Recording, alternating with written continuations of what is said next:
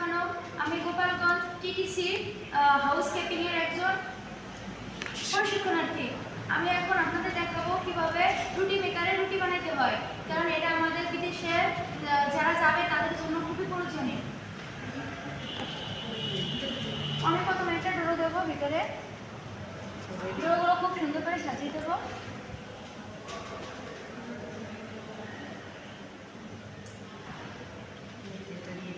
তারপর ওটার